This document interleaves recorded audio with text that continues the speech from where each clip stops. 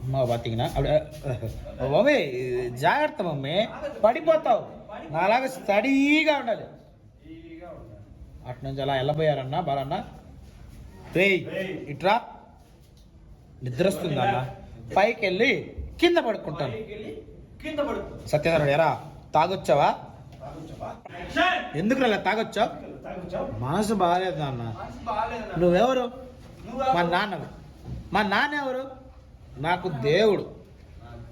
అవును, దేవుడు ఎవరు? దేవుడే.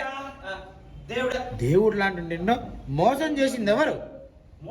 నీ కొడుకు. నీ కొడుకు ఎవరు? ఆ రవిగడు. అందుకే వెళ్ళి ఆ 40 మగాన్ని పిచ్చి పిచ్చిగా కొట్టేసి వచ్చాను.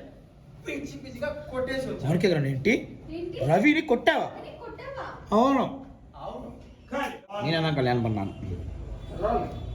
తీసుకెళ్ళి పెళ్లి చేసింది. ఆ రోజు నువ్వు పెళ్లి మండపం నుంచి పారిపోవడం వల్లే మీరా నా భార్య అయింది. మొత్తం స్టార్ట్ చేసిందే నువ్వురా. నిన్ను చూసు వాడు అలాగే తయారయ్యాడు. ఇద్దరికిద్దరు దద్దమ్మలు పుట్టారు.